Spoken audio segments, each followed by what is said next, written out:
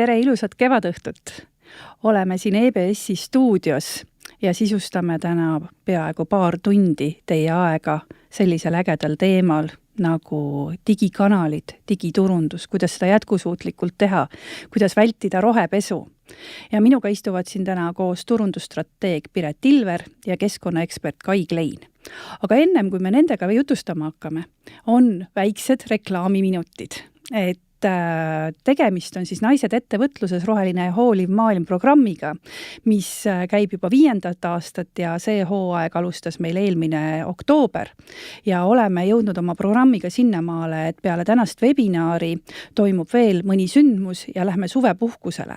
Ja et tutvustada, mis need sündmused on, ma võtangi selle paar hetke. Ehk siis juba järgmine nädal ootame kõiki programmis osalejaid roheettevõtluse töötuppa. See on seekord juba 4. Ja seal me siis hakkama ehitama tänaste teadmiste pealt oma digikanaleid, sinna sisu looma, vaatame ära, kuidas seda saaks arendada ja nii edasi.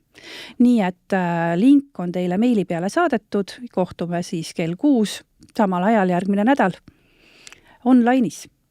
Sealt edasi pole miskit, suvi veel ei hakka, 22. mai on Riina Eedra, kes tegi teile ägeda webinaari ESG-st teiega suhtlemas mentoraknas. Et kellel on oma ettevõtte osas küsimusi või mõtteid, et siis ta räägib, saab teile nendele küsimustele vastata ja samamoodi vaatab ta neid ringmajandusmudeleid ja ärimudeleid, rohelisi jätkusuutlikke ärimudeleid teiega koos. Nii et kasutage ka see võimalus ära. No ja siis tõesti me lähme suvepuhkusele, et siis kohtuda juba 1. kuni 3. august Saaremaal, Pidula Forellis, Veikpargis ja seal me siis saame kokku suveseminari raames. Et sinna on oodatud kõik meie ärikiirendi ja rohesaadikute programmis osalejad ja toimub seal lisaks sellele, et me omavahel oma ärisid edasi arendame, peegeldame, mentoritega üks-ühele kohtumisi teeme, siis toimub seal ka erinevaid siukseid wakeboardingut. Me saame teha lõkkeõhtuid, meile tulevad saare naised, ägedad ettevõtjad rääkima oma lugusid, käime külastame mõnda ettevõtet, käime ka loodust vaatamas, nii et pange endal see aeg kirja praegu kohe kalendrisse ja esmaspäeval siis kõikidele osalejatele tuleb postkasti kutse koos registreerimisvormiga. Aga nüüd lähme siis tagasi tänase teema juurde. Tere Piret! Tere! Rõõm sind siin näha! Nii väga tore, et ja mina olen siis Piret ja nagu sa ütlesid, turundusstrateeg võib-olla ongi kõige parem nimetus ja tegelen siis turundusega tõesti viimased 20 aastat ja minu selline kirg või selline asi, mis mind nii-öelda hoiab nagu kogu aeg joonel, on siis tegelikkuses ostuteadus, shopping science. Miks inimesed ostavad, kuidas neid ostavad, miks me ostame ja kuidas meid ostma pannakse. Ja nüüd 10 aastat tagasi oli see ühe suunaga, täna on see selle suunaga, et kuidas meie oma kliente saaksime nii-öelda tegema rohelisemaid ostuotsuseid. Et see on väljakutse omaette ja ma olen täitsa nõus, et Kai on ka sellega täiesti nõus, et see on ikkagi väljakutse. No sellest nüüd hakkamegi kohe rääkima. Nii et väga äge. Kai Klein, keskkonnaekspert. Tere! Tutvusta ise ennast, palun. Ja mina olen siis tegelenud keskkonnateemadega juba väga pikalt, et erinevaid teemasid on käinud minu laualt läbi, et igapäevaselt töötan mittetulundusühingus Balti Keskkonnafoorum ja üks teema, kus mina siis rohepesu ja asjadega kokku puutun, ongi siis tarbijate teadlikkuse tõstmine ja siis kui vaadata seda nii-öelda teist otsa, ehk siis üks on see, et müüja tahab meid ostma sundida, aga meie keskkonnainimestena tahame öelda, et ära osta. Või vaata, mida sa ostad. Ja, või mõtle, mida sa ostad, et mõtle, mida sa tarbid ja kuidas siis ära tunda seda, kuidas sind just tahetakse mingisuguste ilusate siltide ja sõnumitega siis öelda, et see on nii roheline, aga et kus panna siis see tuluke põlema ja et öelda, et tegelikult mõtle natukene enne, kui sa võtad midagi. No väga äge. Ja ennem kui me lähme siit nüüd küsimustega edasi, ütlen ka seda, et kui teie poolt tulevad küsimused, siis palun pange need chatti. Meie Eina Roheklubi naiskond on tagapool seal modereerimas, kõik küsimused jõuavad minuni ja nii ma saan meie külalistelt neid küsimusi esitada. Nii et pange julgelt chatti, et täna siis mikrofoni avada ei saa, kuna me oleme stuudios. Aga Piret, hakkame siis üldse pihta. Et räägi endast veel, on ju, et kus see sinu kogemus tulnud on ju, et kaua sa oled siis sellel maastikul tegutsenud? No ma armastan ikka öelda, et ma olen sellest ajast tegutsenud, kui linnud ja loomad rääkida oskasid, ehk siis eelmisest sajandist. Et aga jaa, et ma igapäevaselt tänase päevani ja juba viimased 15 aastat tegutsen siis sokisahtlis, et see on siis Eesti enda soki- ja sukapoodide kett ja ega see roheteema on meil ka juba 10 aastat täitsa nii-öelda igapäevaselt üleval. Ja seal me oleme siis nii-öelda igasuguseid asju katsetanud ja proovinud ja nii nagu siin Kai ütlebki, et ühest küljest, et ütleme, et osta vähem, osta teadlikumalt, on ju see ettevõtjana, me tahaksime ju ka raha teenida ja raha teenida, kuidas siis jällegi seal rohelisem olla. Aga jah, et digiturundusega see esimese e-poe ma tegin aastal 2005 ja esimese digikanali ja õnneks neid veebiarhiivi salvestusi ei ole enam kuskil alles, väga piinlik, aga ma tean täpselt, mis tunne on olla see päris alustav ja kui sa veel ei tea asjadest midagi ja täpselt samamoodi ka, kui need asjad muutuvad nii kiiresti, et täna on üks kanal, homme teine kanal ja kuidas sa siis peaksid sellest nii-öelda aru saama, et kus mis tasub olla, kus ei tasu olla. Noh, et kõik need asjad on siis minu selline igapäevane tegevus, milles ma siis ringi toimetan, teen siis koolitusi ka, nii e-kaubanduse, digiturunduse kui siis ka sotsiaalmeedia valdkonnas, et selline. Oma kogemuse ja praktika pealt jagad ka teistele seda, mida ja ma hea meelega räägin kõiki ämbreid ka. Räägi neid meile täna palju, et siis me saame sellest õppida. Just. Aga hakkame siis minema. Et aga milline kanal siis üldse teha kõige alustuseks? Ongi see peamine küsimus. Et meie osalejatel on ka väga mitmel on juba veebikanal tehtud, neil on Metas midagi tehtud, on LinkedIn tehtud, et erinevad kanalid on olemas, osadel jälle pole mitte midagi. Kus sa siis soovitad neil alustada? No, see on minu meelest ka selline väga hea klassikaline küsimus ja kui selline küsimuseks küsitakse, siis sellele tegelikult on ainult üks vastus ja see vastus on oleneb. No ja räägi sellest oleneb. Just, et eks minna tuleb sinna, kus see meie klient on. Kui me oleme nii-öelda aru saanud, kes on meie klient, siis tõenäoliselt me oskame vähemalt Eesti mõistes ka aru saada, millises kanalis ta on. Ehk siis, et näiteks, et kui meil on, meie sihtgrupp on siis, ütleme seal 18–55 aastat naiste rahvas, siis täna tema tegutseb peamiselt Instagram, Facebook, aga ka TikTok. Ja siis mingil määral siis LinkedIn, aga nüüd ongi see oleneb koht, tuleb meil sisse sellest, et kui me oleme näiteks juuksur Tallinnas, siis kas meil on kõike vaja, et siin tuleb ka see, et võib-olla me ei pea kõike nagu suure hurraaga tegema, vaid valimegi endalt, minu kliendid peamiselt armastavad Instagramis olla, et ehk siis, et me peaksime selle nii-öelda enda jaoks välja mõtlema, sest eriti kui me alustav ettevõtja, seda infot on meil palju, me peame ise olema aktiivsed, me müüma ennast ja kui me siis lähme kõikidesse kanalitesse korraga ja juuksurina teeme veel e-poe ka veel takka pihta, siis mis juhtub, millal me neid juukseid lõikame? Et me peame tööd ka tegema. et siis ma soovitangi alati, et võtta algusesse üks kanal, kus tõenäoliselt see sinu klient siis on ja alusta sealt ja siis saab sealt üsna kiiresti nii-öelda väiksema hoo sisse ja saab juba vaadata, kus ta asub olla ja kas mul on siis mõistlik nii-öelda juba tulemuste pealt võtta midagi juurde või siis üldse ära lõpetada, aga minu äri müübki ainult suust suhu turundusega, võib-olla ma ei pea kuhugi minema, teised teevad mulle ise reklaami, kas selliseid ärisid on ju, et selles mõttes on see oleneb hästi selline ei olegi nagu naljaga öeldud, vaid tegelikult sisaldabki sellist analüüsi. Ja et meil ei ole ju ettevõtjana ka eesmärke, me ei lähe ei sotsiaalmeediasse ega veebilehte tegema igavusest. Me lähme sellepärast sotsiaalmeediasse ettevõtjana, sellepärast, et me tahame sealt raha koju tuua. kas nüüd esialgu üldse tuleb meil see mõte, et kui roheline seal olla, pigem tahame oma äri käivitada ja siis vaadata, aga me tahaksimegi müüa oma, et just rõhutada, et me teeme näiteks ise neid käsitöö asju, meie tootel on selline, see on meil lisaväärtus, mida me saame siis seal väga hästi nii-öelda välja näidata. Ehk siis sotsiaalmeedias on meil nii-öelda tähelepanu on ka mingil määral tasuta saadaval. Ja selle järgi me sinna lähme, sest tähelepanu tähendab meile sissetulekut.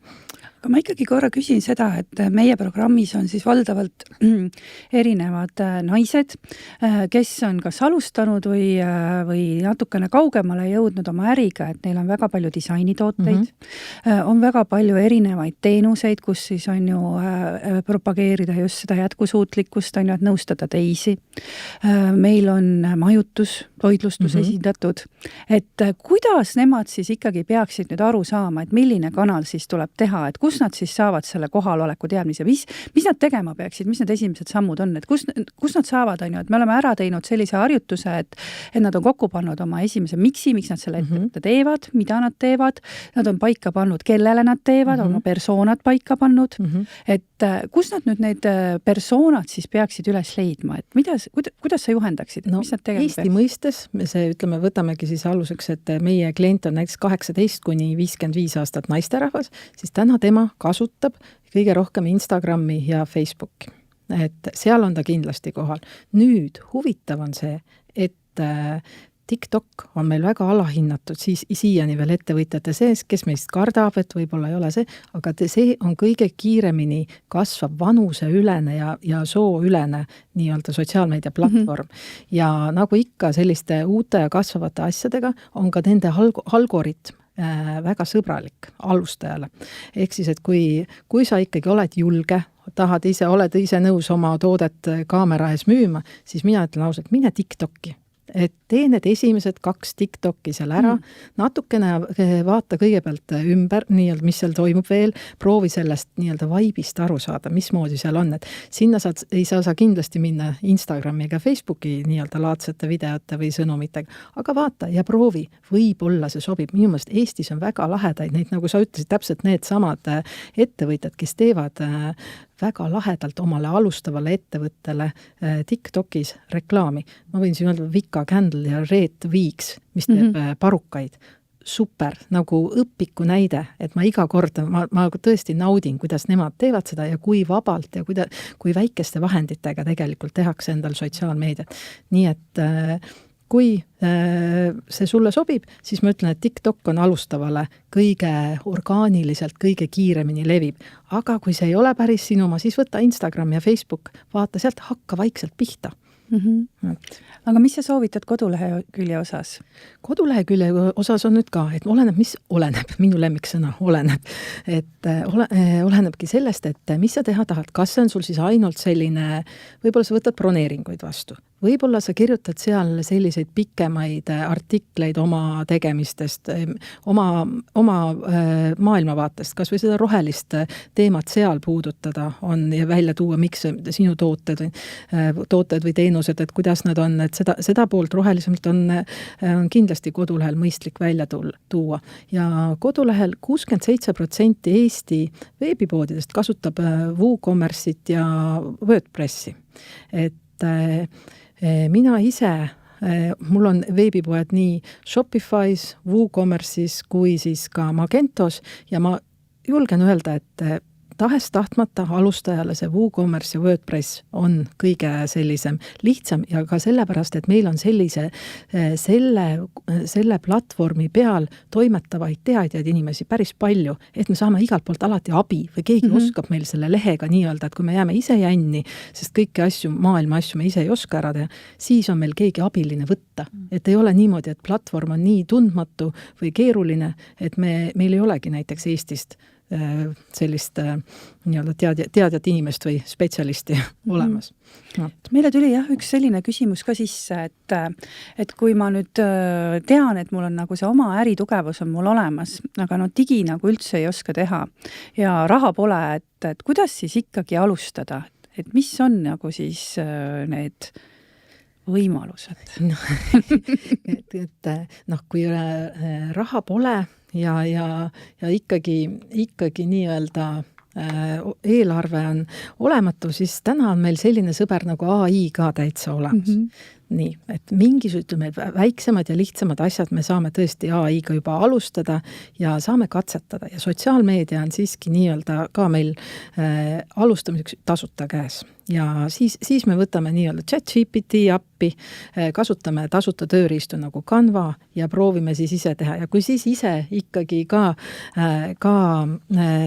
on veel see, et nüüd tundub, et juba ostavad ka, siis ma soovitan ikkagi natukesegi tegeleda ise rohkem oma toote ja teenuse tutvustamisega, kasulikkuse väljatoomisega ja palgata natukese haaval endale siis mõnda virtuaalset assistenti, kas siis Eestist või siis Eestist ka väljaspoolt platvormidelt, eriti siis, kui sa juba müüd ise, ka tahadki võib-olla välismaa turule müüa, sest ma usun, et siin kuulajate seas on ka ettevõtjaid, kes tahavad alustada ekspordiga või siis kes on juba esimesed ekspordimüügid saanud ja oi, kui tore on, kui see müük tuleb näiteks hoopis Hispaaniast. Mul on Kaile siin üks küsimus vahepeal, et täna kõik soovitavad AI-d ja ega endalgi on väga põnev ja siis, aga me teame teiselt poolt, et kui suur energiakulu nende serverite taga seal on, et mida sina keskkonnaeksperdina nüüd soovitad, et kust tõmmata see piir AI kasutamisel või siis ka see, et milliseid partnereid endale valida, kus servereid hoida, et mis need sinu soovitused oleks? Eks see AI teema on väga keeruline ja et AI on tulnud selleks, et jääda, selle vastu me ilmselt ei saa, et teda ära kaotada, aga siis minu soovitus on see, et mõelda väga täpselt see, et mida ma selle AI käest tahan tegelikult saada. Et jah, ta on tore mänguasi, aga kahjuks on see, et sellel igal nii-öelda sammul, mis ma seal AI-s teen, on oma siis just täpselt see energiatarve. Ja AI, just hiljuti oli mul üks koolitus nii-öelda AI-dest erinevatest. Ja tema miinus on see, et kui ta teeb mulle pildi ja ma ütlen, et mulle see pilt ei meeldi või et ma tahan, et paranda seal midagi. Ta ei paranda seda pilti, vaid ta genereerib selle pildi uuesti. Ja vist oli, kui ma nüüd õieti mäletan, oli see, et see üks pilt on umbes siukene 0,5 liitrit bensiini. Et see on päris korralik jalajälg, eriti kui sa siis veel paned selle pildi liikuma või mis iganes sa teed, et pilti nii-öelda pildi pärast ei tasuks kindlasti teha. Ja teine, mis minu jaoks oli hästi huvitav nüüd AI-st oli see, et AI-ga tegelikult ei tasu olla talle öelda tere ja aitäh, sest iga see sõna, mis sa talle kirjutad, on energia ja CO2-ga seotud. Et just kui meil viisakate inimestena küll tahaks teda nagu tervitada ja tänada, aga keskkonna poolest ei tasu. Mina tahaks siia kohe selle sama teemaga, ma olen seda ka oma peas just seda sama tere ja palun, et ühest küljest ma olen täitsa nõus, kulutabki energiat, teisest küljest ma olen jälle selle dilemmast, et kui me harjumegi niimoodi rääkima üksteisega, et siis ongi, et Siiri ei ütle, et Kai palun, vaid too, vii. Et võt seal on see teine äärmus. Aga sellega ma olen nõus. Sam Altman ütles samamoodi, et kui tuli välja paar nädalat tagasi ChatGPT uuendus selle pildi genereerimiste kohta, siis mingi hetke ütles ta X-is, et lõpetage palun piltide genereerimine, meie graafikakaardid sulavad. Just selle, ja kuhu see nii-öelda vesi läheb nende graafikakaartide nii-öelda jahutamiseks, et kogu serveriruumi jahutamiseks ja see on tõesti keskkonna kulu ja tasubki mõelda, et ei maksa neid pilte nii-öelda niisama uisapäisa teha, vaid mingisuguse eesmärgi. Konkreetse eesmärgi. Nüüd see küsimuse teine pool, mis oli siis need, ütleme, kuhu serverisse või kuhu panna, et üldse milliseid partnereid endale valida, et kui ma ise enam hakkama ei saa, et mis nende väärtused peaksid olema ja teine pool on ikkagi see, et on ju kõik digikanalid on kuskil serveris, kuskil nad huugavad. Et mida siis jälgida roheettevõtjana, et sa tahad ju parimat?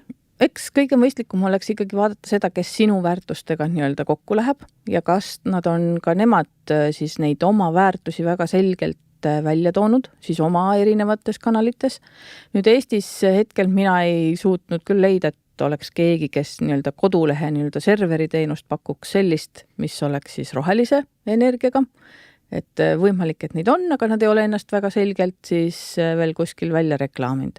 Nüüd, kui sa kuskilt mujalt maailmast selle võtad, siis eks nende roheasjadega on nii, et seal see rohepesu ja siuke ilusate väidete toomine tuleb kohe nii-öelda teemaks. Mis sa soovitad siis? Ega siis ühest küljest tuleb usaldada. et niikaua, kuni ei ole lõpuks keegi otseselt öelnud, et tehakse Amazoni valesti. serverites on kirjas, et nad kasutavad taastuvenergiat Ja sellistes siis- määrades. Ma pean usaldama. Jah, sest et mulle võimalused ei ole mul olemas, kuidas ma seda otseselt kontrollida saan. Kui ma tahaks seda kontrollida, siis see ilmselt võtaks mul nii palju energiat ja aega, et tekiks küsimus, et kas see tasub nagu seda vaeva ära. Et aga kui võtta siin, ütleme, Eestis mingid partnereid, siis vaadata kindlasti seda, mida nemad teevad, kuidas nemad ennast välja reklaamivad. Ja kui ise midagi öelda, siis ikka seda, mida sa päriselt teed. Mitte seda, et ma arvan, et see on, et võimalikult palju ise oma nii-öelda väited ja asjad siis läbi mõelda ja et sul oleks ka siis see tõestus seal taga olemas. Ja siit on hea üle minna sellele, et iga ettevõtja ju räägib tegelikult oma lugu. Ja see lugu koosneb sellest tootest või teenusest, kuidas see tehtud on, kuidas ma seda teen jätkusuutlikult, kuidas ma hoian keskkonda, kuidas ma hoian inimesi, kes on minu partnerid, kuidas nemad väärtustavad ja nii edasi ja nii edasi. Piret, aga räägi, kuidas sina soovitad seda sisu siis luua, et kanalitest me nüüd rääkisime, neid on palju, igaüks peab ise valima, vaatama, kus tema see persona istub kõige rohkem, eks ole, aga kuidas ma nüüd selle sisu siis sinna saan ja et see oleks köitev, et kuidas sa seda siis nüüd siis lood, eriti kui ma alustad? Minu meelest siit on jälle tuua väga hea, seesama AI teema käib meil ju nii-öelda nagu vari kogu aeg kannul, midagi ei ole teha ja selle sama väga suure AI nii-öelda pealetungiga või mõjuga ja ühest küljest see sõna tasakaal, mulle meeldib ka, et tasakaal on kõige raskem leida, et me eestlastena oleme eriti, et küll paneme ühest äärmusest, et teeme kõik AI-ga, siis ei tee mitte midagi ja siis lõppkokkuvõttes, et tegelikult ju kesktee ja tasakaal on see. Ja selle oma loo rääkimisega on minu arust ka niimoodi, et võidumehed, võidunaised on siis need, kes kaamerat ei karda ja kes päriselt näitavadki, just meie siin, et kes tulevadki oma näoga oma lugu rääkima, sest võt see sama AI nii-öelda pealetung teeb meil selle päris inimese ja autentsuse teeb eksklusiivseks. Päriselt keegi räägib meile oma lugu, päriselt see inimene tulebki kaamerasse ja näitab ja räägibki oma ebaõnnestumisest, oma äri loomisest, kuidas tal mingi asi läheb tuksi, mingi asi tuli välja. Ja vaata, see ongi see moment ka seda oma lugu sellisel viisil otse kaamerasse rääkida, näiteks samas Instagrami kas või igapäeva stoorides, mis sa täna teed, kuidas sa siis mõtled, kas või see sama serveri valimine, et see ei olegi nii lihtne oma sellise roheteekonnal, et see ei ole niimoodi, et lähen ja võtangi selle. Kas või selle rääkimine, see on juba nii autentne, et seda ei asenda mitte ükski AI. Et ükskõik kui palju me endale neid avatare ja AI-ga teeme, siis oma loo rääkimine persoonina, inimesena on minu arust kõige olulisem.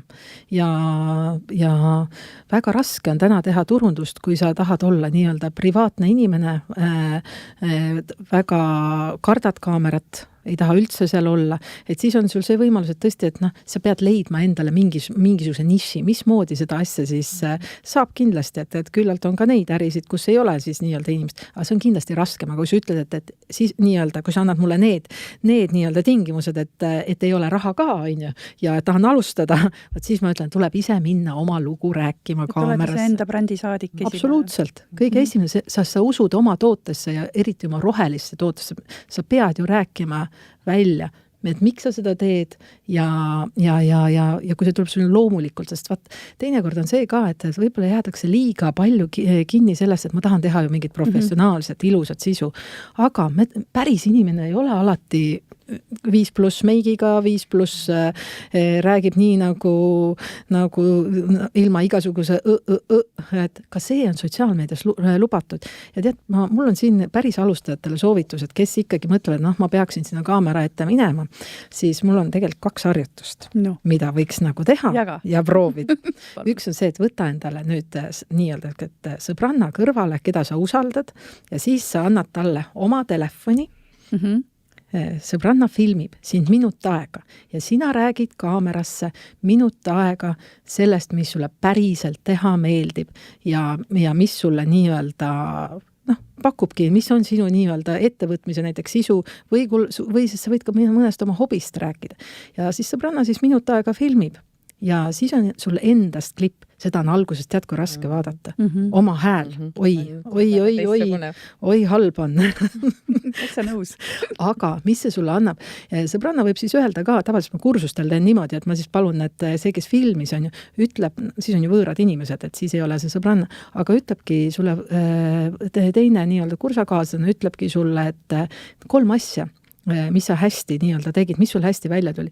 Ja vaat seal on nüüd see asi, et kui me räägime mingist asjast, millesse me ise väga usume, milles me teame, et me oleme head ja meile meeldib seda teha, see enesekindlus paistab meist ka kaamerasse välja. Ja vaata, see on see, kui sulle siis see võõras inimene ütleb või siis sõbrannaga, kuule, et sa tundusid nii loomulik.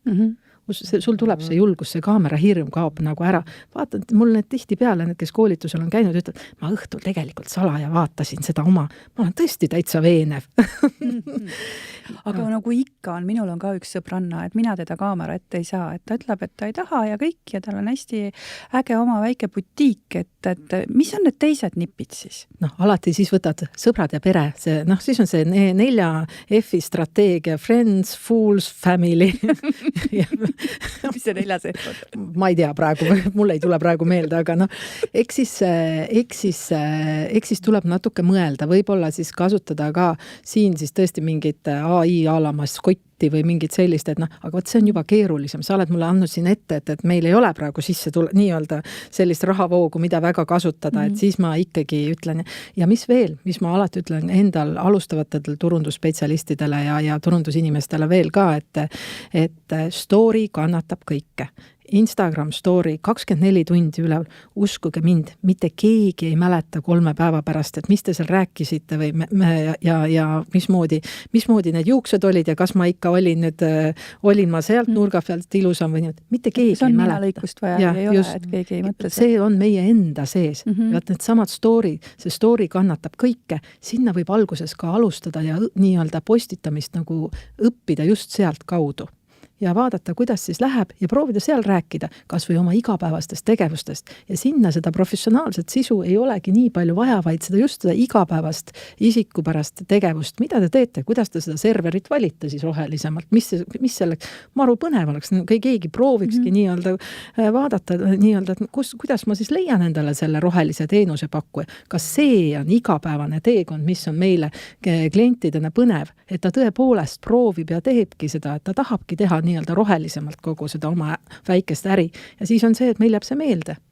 Aga kui sina nüüd hakkad tegema endal neid videoklippe, räägime praegu nendest, meil on ju tekst ja kõik muu on ka vajalik, on ju luua, aga kui palju sa siis planeerid seda, kas sa teed endal mingid skriptid ette, kuidas sa seda planeerid, kuidas sinul see välja näeb? Räägi mõni oma lugu, mis on olnud nagu äge lugu ja sa lubasid ämbreid ka kolistada. Ja kohe tuleb ämbreid, tuleb kindlasti. Ja, see on see koht praegu. Aga üks asi veel, ma ei tea, kas kuhu kaamerasse ma näitama pean, esimene asi on see, minu kõige esimene ämber oli see, et vaadake, on ju, eestlastena me ei saa mitte kunagi inimestele nii lähedale, kui me tuleme sotsiaalmeedias telefoniga. Kui mina tuleksin sulle nii lähedale, siis tõenäoliselt sa oleksid juba taganenud läbi seina. Ja siis on oluline, et me kasutaksime ära kogu selle pinna. Ehk siis, et me näitame täies ulatuses. Mul ikka kulus hea jupp aega, kuniks ma sain aru, et ma olen ikka pururumal, et ma kasutan siin seda nii-öelda seda landscape formaati, YouTube'i formaati ja jätan kasutamata terve selle pinna. Ja kui ma sellest ikka mingi 2-3 aastat tagasi aru sain, siis mõtlesin küll, et kuidas ma sellise ämbriga, kuidas ma varem selle peale ei tulnud. Ja mis seal salata, nüüd on asi paremaks läinud. Aga nii-öelda ikka on näha ettevõtteid, kes jätavad selle nii-öelda kogu selle ala kasutamata, see on puhas raiskamine. Kasuta tervet pinda, see on üks asi. Aga skripti puhul, sa küsisid, et kas mina teen mingit skripti, mul on teemad ja vaata, mul on selle slaidi peal on ka kirjas, et räägi sotsiaalmeedias, nagu sa sõbralt sõbrale räägid ja ühele inimesele. Et mul on põhiline on see, et ma mõtlen välja teema, millest ma räägin ja siis ma räägin sellest, nagu ma räägiksin kaamerasse ainult sulle. Et ma ei hakka seda, sest et seal on see asi, et oma telefoni me vaatame üksinda. nii-öelda. Me ei vaata, ei tule, me kõik siin korraga nüüd vaatame, see peab ikka väga põnev asi olema, kui me vaatame nii-öelda kõik ühte telefoni, vaid ma räägin ühele inimesele ja räägin nagu sõbrale. Iga kord ükskõik, mis teemal ma räägin, ma proovin seda teha selliselt, nagu ma räägiksin ühele sõbrale, mul on silma ees oma sõber, kellel ma räägin ja siis ma tean, mulle tuleb see kõige paremini välja. Ja mis ämbrid, kõige seda on ju igaüks, neid ämbreid on kõik teinud, et teed väga kõva ettevalmistuse ja kannad ette, nii 5+ tuleb, nii hästi tuleb ja siis selgub, et kas kaamera ei võta või võtab tagurpidi. See tuleb absoluutselt kõigil.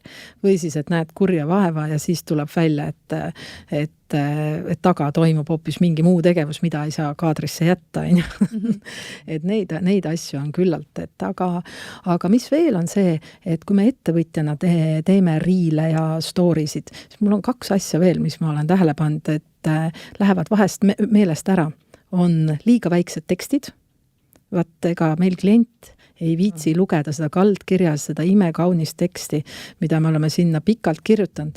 Eriti 35+ naisterahvad ei taha enam seda väikest, lihtsalt ei viitsi. Ja siis on see Ma just tahtsin öelda, et kirjuta selgelt, kirjuta selgelt ja suurelt sinna story peale, mis su mõte on. Pigem tee mitu seda nii-öelda storyt, räägi oma mõte lihtsalt lahti, et ära tee seda kaldkirja, mida keegi sul klient, eriti sellist pikka, tal ei ole aega, sest meil on nii väike aeg seda tähelepanu saada, et ta juba läheb edasi.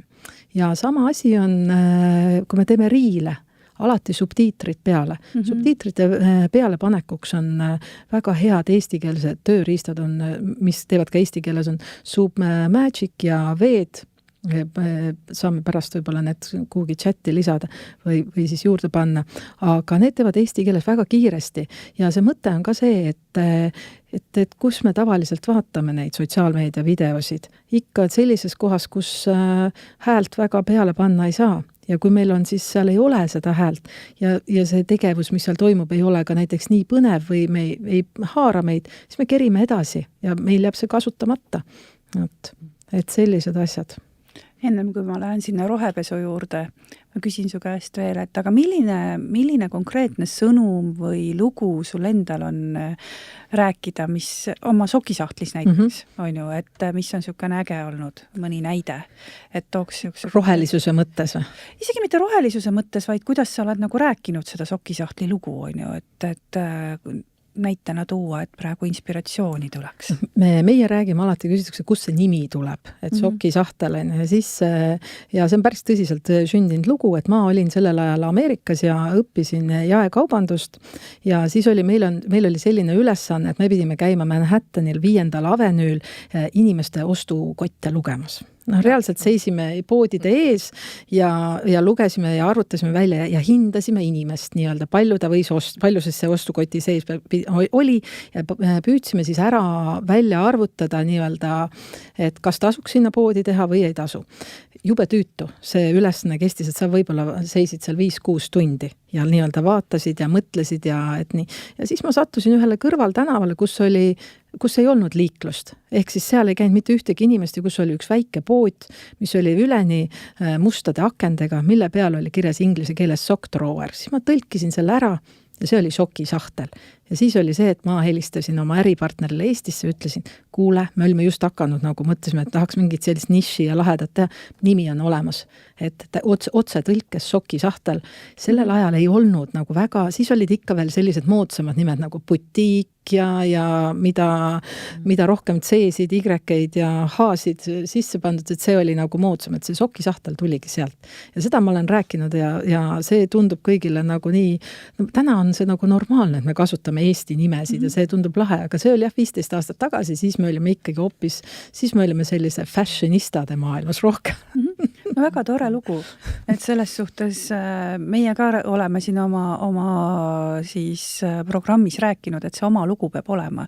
Et Sokisahtlist väga kihvt selline alustus, et kuidas nimi sai.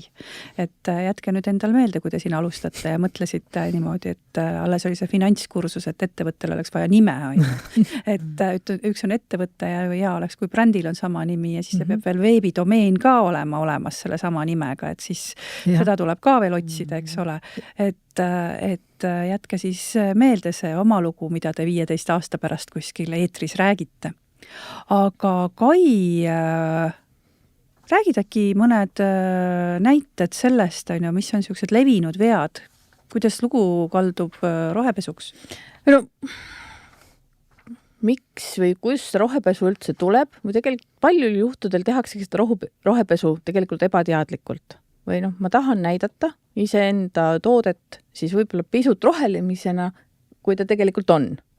Ja siis ma keeran natukene võib-olla vinti juurde ja sealt ta siis tuleb.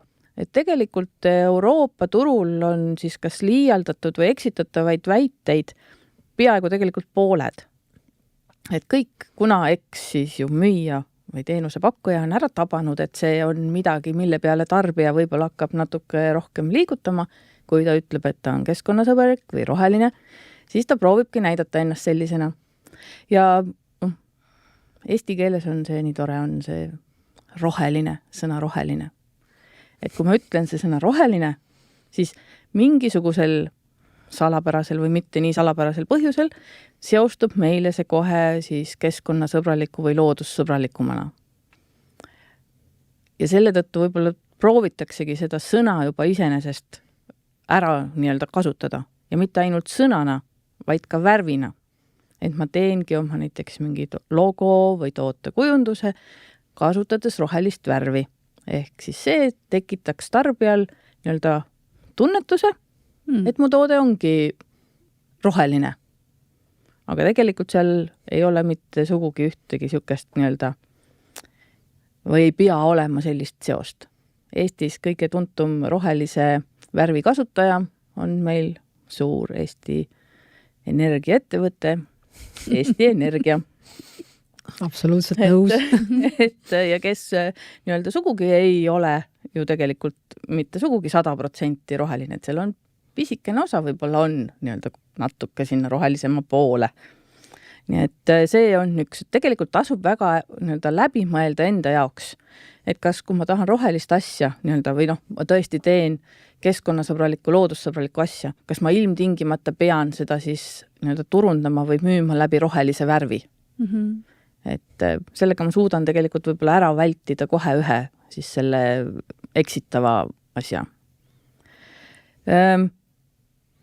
Kui ma midagi teen, siis ma pean mõtlema ka selle peale, et kuidas ma seda siis tõendan või et kas, kui keegi mu käest küsib, et aga miks sa saad niimoodi öelda?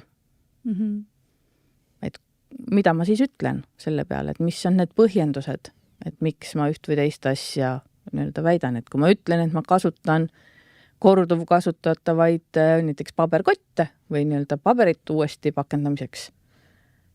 Kust mul siis see paber tuleb? Miks ma seda kasutan? Äkki ma saan üldse ilma pakendita? Ma võin siia jälle ühe loo rääkida nüüd. Meie alustasime kunagi 10 aastat tagasi, lõpetasime kilekottide pakkumise poes ja panime paberkotid, panime tasuliseks. Mis te arvate, palju me saime esimesel aastal selliseid kirju, mis ei olnud sugugi mitte positiivsed. Neid oli väga palju. Aga me ei jätnud seda jonni, vaid ütlesimegi, et ei, ja meil oli ka täitsa see olukord, kus müüjad läksid, ostsid oma raha eest see kõrval olevas supermarketist neid õhukesi kilekotte, sest ka see oli asi, millega me pidime tegelema. Nüüd 2 aastat tagasi, 2023 maapäeval, me tegime sellise radikaalse asja, et me automaatselt saadame välja e-poe tellimused pakendivabalt. Seda sokisilti ei ole küljes. Ka see, alguses mõtlesime, teeme testperioodi, et kui väga sõimata saame, siis lähme tagasi, et sellised. Aga eks me vahetasime, see pakendivaba tellimise võimalus oli ka ennem, aga sa pidid siis valima. Nüüd me tegime vastupidi, et kui sa tahad pakendiga, siis pead panema linnukese, aga ega ka see, et need ühesõnaga sellised need rohelised asjad, ega need ei tule lihtsalt. Et siis sa peadki väga palju ka saad sellist nii-öelda negatiivset tagasisidet. Ja no eks see on harjumust on raske. On. Ja see on ka tarbija nii-öelda harimisega seotud, et kui mõelda selle sama peale, et tänapäeval nüüd, kui sa lähed ise teeninduskassasse ja suuremates poodides, siis enamuses on see, et sa pead tegema linnukese siis, kui sa tšekki tahad saada. Mitte vastupidi, alguses oligi see, et automaatselt said sa sealt selle tšeki kätte.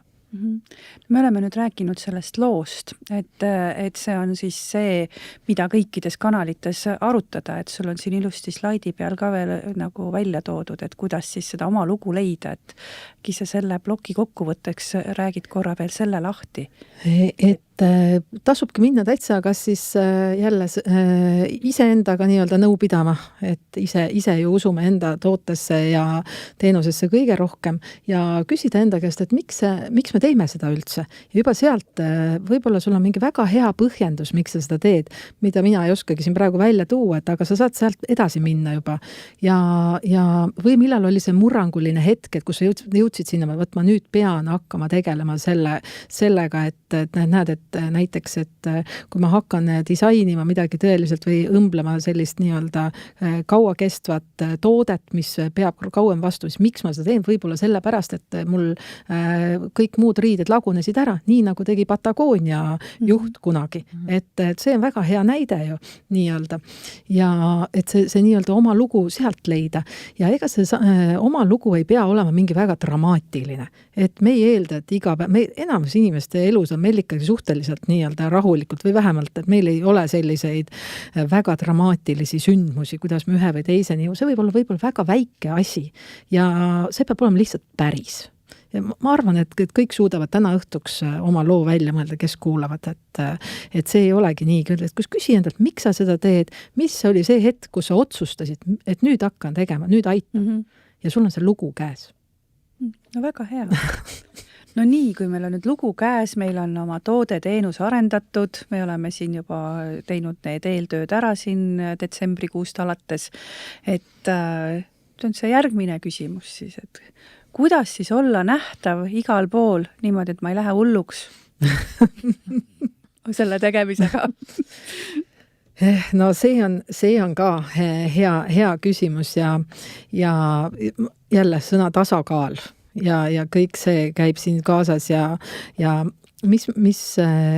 et taaskasutus ei ole ainult nii-öelda meil nii-öelda väljaspool sotsiaalmeediat. Ka sotsiaalmeedias on taaskasutus väga selles mõttes hea asi, mida teha, et meie ka, kui sa juba oled kauem teinud, või kui teha mingisuguseid klippe teed, siis me ise arvame, et kõik on neid näinud, aga väga tihti me saame ka mingeid näiteks selle aasta kevadel tehtud klippi, kus me räägime oma loost, me saame kasutada mingi aja pärast uuesti, ehk siis me teeme sellist igihaljast sisu ka, et me ei pea alati kõike otsast peale nullist tegema, see on üks asi. Aga, ja kui me siis teeme näiteks mingisuguse pikema video, kus me räägime enda tootest, teenusest, et siis me saame seda kasutada võimalikult palju kanalites ära, et me päris väikeste alustavate ettevõtjana päris kindlasti me ei jõua teha nüüd, et me teeme nüüd Instagrami ühe, siis me teeme blogipostituse, siis me veel teeme, siis me oma tööd teha ei jõua. Et teeme mõistlikult ja kasutame võimalikult palju eri kanalites ja et sama sisu siis eri kanalites. Ja võib-olla muudame seal siis mingisuguseid tekste niimoodi, aga et kasutame neid fragmente sealt, võtame ühest YouTube'i paneme pikema, kui tahame YouTube'i teha, kodulehele paneme võib-olla ka pikema, aga näiteks Instagrami ja Facebooki paneme siis lühemad ja kirjutame sinna midagi juurde. Ja ma tooks välja veel ühe sellise, ma ei tea, kas te olete oma siis kursuse või programmi raames rääkinud ka SEO-st üldse või läheb? veel ei meil ole. ongi seesama kanalite webinari algus praegu. Ja mina tooks see SEO tähendab muidu siiamaani on minu jaoks ja teiste digiturundajate jaoks tähendanud siis search engine optimization ehk siis otsingumootorile ehk siis Google'ile nii-öelda optimeerimist. Aga mida nüüd viimased ajad ma olen mõelnud, et see on pigem ongi nüüd juba search everywhere optimization ehk siis me klientidena enam ei otsi ainult Google'ist. Meil on juurde tulnud sotsiaalmeedia otsingud. Meil on tulnud juurde seesama AI otsing. Meil on et ühesõnaga, et neid kohti, kus meie klient täna TikTokistki, täna minu lapsed, üks on 24, teine on 13 ja kõige väiksem on 1, on ju, aga suuremad otsivad näiteks, kui nad lähevad mingit toodet-teenust otsima, nemad ei lähe Google'isse. Me käime kindlasti söömas vegan restoranis, mis on leitud TikTokis reisil. Et eks nemad otsivad sealt ja me peame nii-öelda enda jaoks peame mõtlema välja oma äri sellised märksõnad, mida te kindlasti hakkate siis nii-öelda otsima. Eks märksõnad, milles me räägime oma veebilehel, oma sotsiaalmeedias, millega me tahame välja tulla. On see siis Eesti disain, on see käsitöö küünal, on see siis parukategija Tallinnas, aga see sõna nii-öelda peab meiega kaasas käima. Ja see on see search everywhere optimization, millega leiab meid siis üles nii Google, kui me oleme võib-olla Facebookis aktiivsed ja kodulehel ei ole nii palju, aga Facebook on Google'i jaoks väga selline relevantne leht. Ta toob meie sotsiaalmeedia konto hoopis välja. Aga no räägi nüüd lähemalt, meil ikkagi siin on alustajad ja veel raha ka ei ole, et seda turundajat otsida, et kus ma nüüd need märksõnad siis saan? Mis asi see märksõna on? Märksõna, ütleme, et kui sina müüd nüüd käsitöö küünlaid, mis siis saab olla sinu märksõna on see, mida siis sinu potentsiaalne klient otsib veebist või siis sotsiaalmeediast või siis TikTokist või siis ChatGPT otsingust. Ta paneb sinna sisse tõenäoliselt kui ta on nii-öelda väga teab, et ta tahab küünalt on ju osta, siis ta panebki käsitöö küünal, siis võib olla Eesti küünal, siis võib olla see ka kingitus naisele hoopis. Et võib-olla ta veel ei tea, et ta tahab seda küünalt kinkida, aga kui sinu nüüd sotsiaalmeedia keskkonnasõbralik sisustuselement. Keskkonnasõbralik sisustuselement. Need kõik on märksõnad, millega klient võib sind otsida. Ehk siis me tõenäoliselt võib-olla seda käsitöö keskkonnasõbralik küünal ei otsi alati nii-öelda nii pikalt, aga võib-olla otsime erinevalt. Ja nüüd, kui me tuleme sellega siis välja, nii Google'i otsingus, kui siis näiteks, et ta pakub meile seal sotsiaalmeedia kanalina välja, et siin tundub, et tegeletakse selleks, siis me oleme võidume, et me jõuame kliendini. Ja sellepärast on oluline, et kui me nüüd oma toote või teenuse peale mõtleme selle märksõna peale, millega inimesed meid otsivad. Meie puhul näiteks näide, uskuge mind, mitte keegi ei otsi šokid. Mitte keegi ei otsi sellist märksõna, sellepärast see on liiga üldine. Aga mustad šokid ülikonna juurde, ülikonna šokid, pehmed, naturaalsed šokid, need on juba kõik märksõnad. Ja kuidas neid leida, kui sa oled algaja ettevõtja nii-öelda ja võib-olla ei tea asjast midagi, siis see on nüüd küll koht, kus ChatGPT aitab sind ka päris hästi. Ja Google ise ka oma search konsooli tööriistad ja sellised asjad, mida te tõenäoliselt hakkate keyword tool, et nende kaudu. Aga ma ütlen, et ChatGPT teeb siin päris kenasti selle töö ära, et sa saad juba otsa lahti, saad nii-öelda kasutama neid hakata. Mõte on ka see, et kui sa sotsiaalmeedia postitus teed, et siis sa kasutad ka näiteks tekstis neid sõnu, et seesama, et kui sa lähed vaatad minu näiteks sotsiaalmeedia Instagrami kontol ka minu postitusi, siis sa näed, et tekst on päris pikk ja see tekst on teadlikult pikk, sest ma olen sinna sisse pannud neid märksõnu, kuidas inimesed mind otsivad. Et ma ei pane sinna lihtsalt pilti ja juurde, kes teab, see teab. Et ühesõnaga sa pead rääkima märksõnade keeles, et sa oleksid leitav. Ma nüüd küsin vahepeal nüüd täiesti mitte turundusinimesena, et ma saan aru, et siis see märksõna peabki olema siis mul kodulehel või siis Instagrami postituse tekstis või Facebooki seal nüüd selle teksti sees, et siis just, oleks sul päevik kaasas, sa saaks 5 praegu. Kodulehekülje ülesehituses on veel on ju see, et see märksõna peab sul olema domeeni nime sees, sinu, kui sul on tootepuu, siis seal kategooria puus, siis veel heading mängus, et see on niisugune suur teadus, eks ole. Ärme nii sügavuti taha jõua minna, et see on eraldi nagu täiesti loeng, et tegelikult see SEO optimiseerimisest on hästi palju artikleid ka, et ei pea kuskile tasulisele kursusele minema, et soovitangi teile, et pange endal kirja, keda see huvitab, et guugeldage SEO optimiseerimine ja te saate päris palju vastuseid, kuidas seda teha. Selle esimese teeb nii-öelda esimese ülevaate. Mulle väga meeldib, ega mina ju ka kõiki maailma asju ei ole meil võimalik teada. Ja siis ongi see, et laske ChatGPT-le endale ära seletada. Ta on väga kannatlik. Kui ütled aru ei saa, siis sa ütled, palun seleta nii, nagu ma käiksin 5. klassis või palun seleta nii, nagu et vanaema saaks ka aru, et võimalikult lihtsalt. Et siis, et see ühesõnaga oluline on jah, et me ettevõtjana kasutame märksõnu, et me lihtsalt ei pane niisama postitust oma sellest küünlast, vaid et siis nii-öelda kirjutame, räägime märksõnade keeles. No nii, sul on seal üks huvitav slaid praegu, et kuidas siis ühest postitusest saab korraga Facebooki, Insta, blogipostitus, YouTube Shorts. Vaata, ega meie oleme ju ka väike ettevõte, et võib-olla siin alustajale tundume, et mõnele, et nii kaua tegutsenud, et 15 aastat ja oleme erinevate platvormidel, aga tegelikult oleme me täpselt samasugused ja alustanud oleme ka täiesti nullist samamoodi. Ja ühel hetkel me tegime ka endale selgeks, et ega meie ei jõua ka igal pool olla. Siis eks oma töö tegemata ja siis seda äriga ei oleks, kui me oleksime päevad läbi sotsiaalmeedias.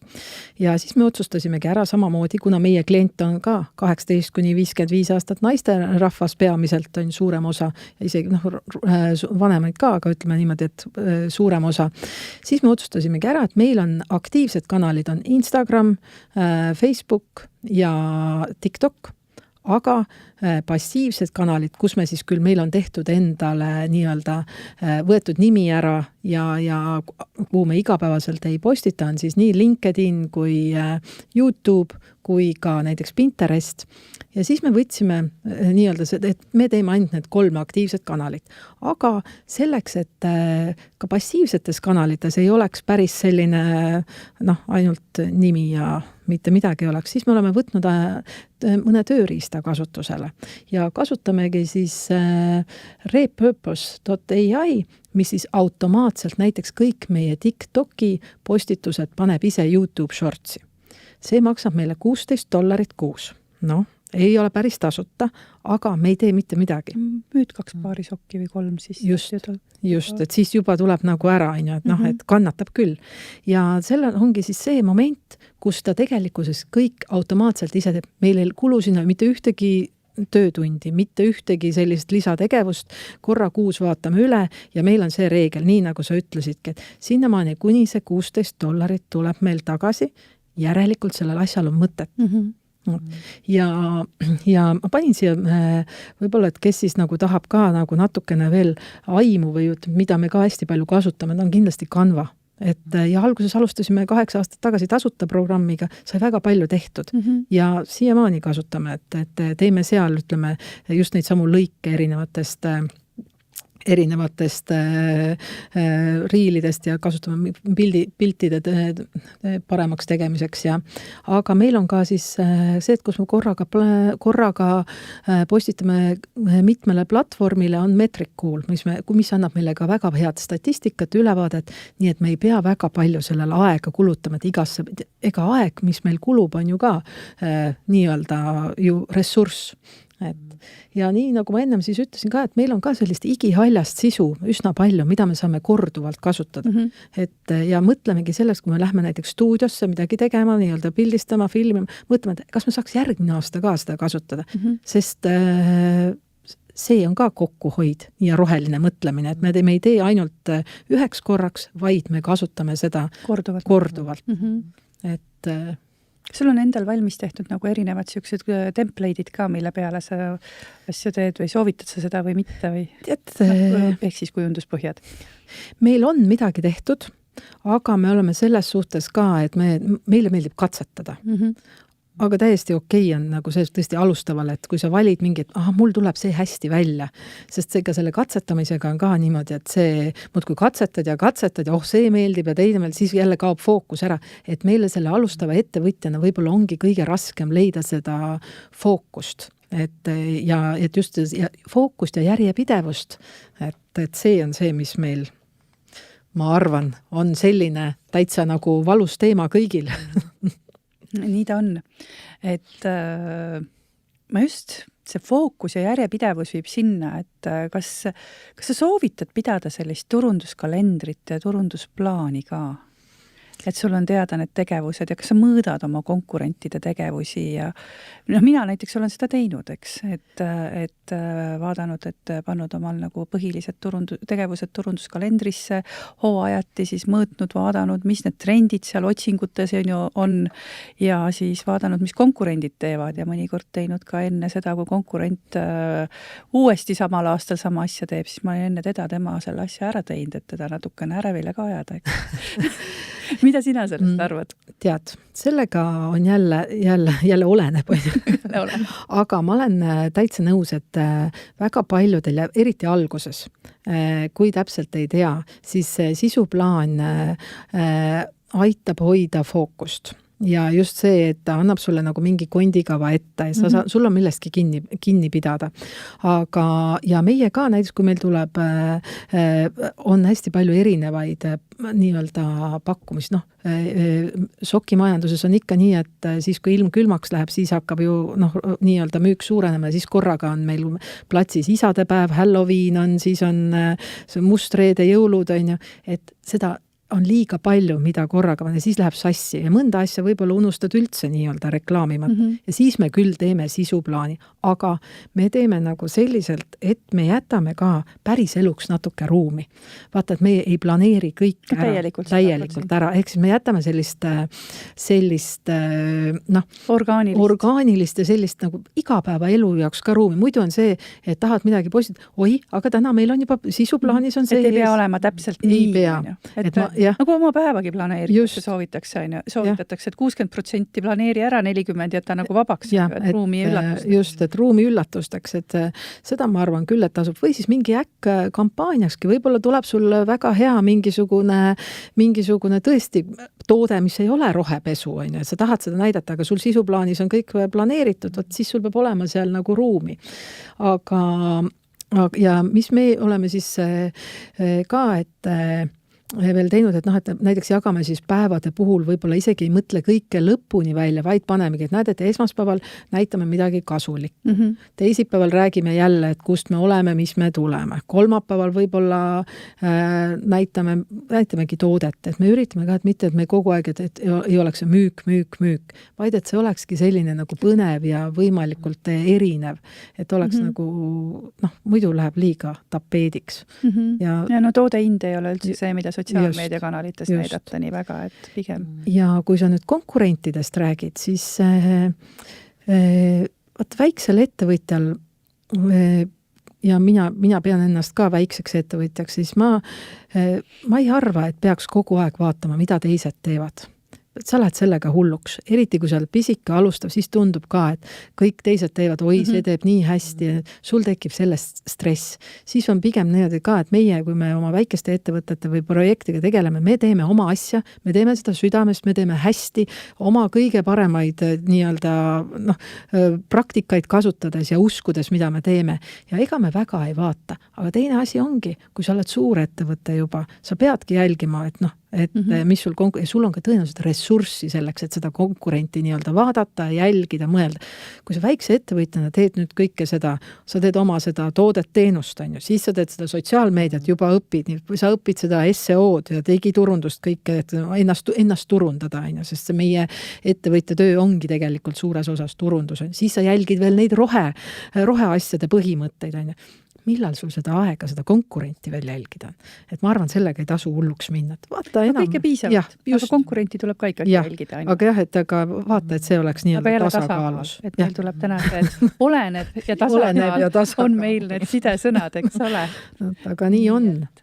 Aga jah, on sul siin praegu täiendada? Minul endal on nagu üks hea selline sisukalender, et mille ma olen leidnud, on HubSpotil endal on üks templiit, ma panen selle meie järgmise nädala töötuppa ka. Mille pärast mulle see meeldib? Sellepärast, et seal on nagu aastas on 365 päeva ja põhimõtteliselt 365 päeval on igal ühel mingisugune tähendus. Kas on šokolaadipäev, kas on sisedisainipäev, kas on maapäev, mida me siin kõik uhkelt tähistasime. Kas sa tead, mis päev täna on? Tead, ma ei vaadanud. Ma võin sulle öelda, täna on kadunud sokkide päev. Kadunud sokki, jumala hästi läks kokku ju. Et sa siin oled. Nii et kõik oma sokisahtlis tähistame kadunud sokkide või üksiku sokipäev. No võt, kui äge. Et ma peaks oma pesumasinale seda ütlema. Et tõenäoliselt pooled sokid on seal tema sisse kadunud, nagu nalja tehakse. Et ühesõnaga, tegelikult tasub ka sellist kalendrit, eks ju, vaadata ja sealt leida endale selliseid mõnusaid nippe, mis sinu äriga kaasneb, et siis ongi šokolaadivahupäev näiteks. Ja näiteks, just, et ja alati nagu kõikis sotsiaalmeedias ja ka ütleme, et kui sa oled selline üksik alustav ettevõtja, see jutuvestmise oskus, see storytelling, alati mõtled, räägi mingi lugu, täpselt nagu sa ütlesidki, et kosmeetikatoodet saab müüa läbi šokolaadivahu samamoodi.